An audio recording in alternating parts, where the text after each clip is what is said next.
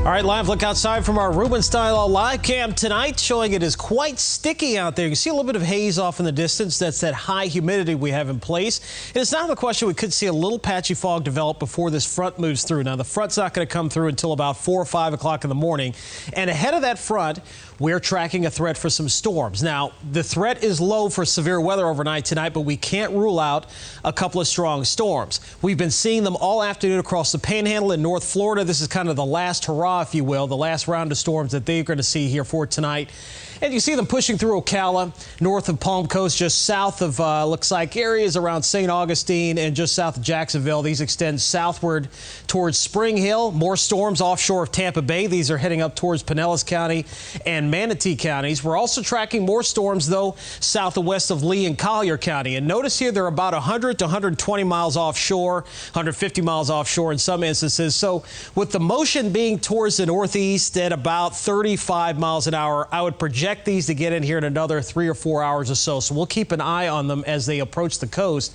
But it looks overall the threat's going to be low. Storms are expected after midnight tonight, so we'll get a little noisy here later on tonight. Some of the storms could be strong. The main things we're going to be watching for: gusty winds and heavy rainfall. The wind shear favorable for tornadoes, though, is farther north across North Florida, and even then it's not as strong as it was earlier this afternoon. So the tornado threat looks low for us as the storms approach the coast late tonight, and overall the severe weather threat does look low.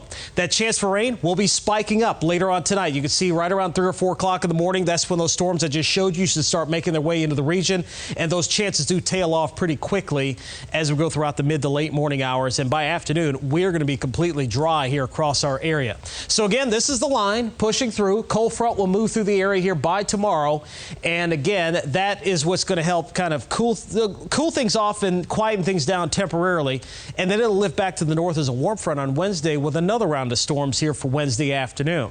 Again, tornado threat, wind threat low tonight, no threat for hail or flooding, and that marginal risk extends southward. So over towards the southeast metro, over towards West Palm Beach and Miami tomorrow, there is a small threat for some strong to severe storms, but looks like that threat will be east of our area by mid to late afternoon tomorrow. So 60s overnight tonight, chance for showers and storms, especially after midnight. Winds becoming westerly to northwesterly tomorrow, chance for rain in the morning. Highs tomorrow, most areas only in the mid to upper 70s. So your forecast for tonight, we're going to track the chance for storms after midnight down to 70 for an overnight low. Some areas dropping into the upper 60s. Winds west-northwest 5 to 10. Storm chances early and then gradually winding down here as we go throughout the mid to late morning hours. By afternoon, we'll be completely dry.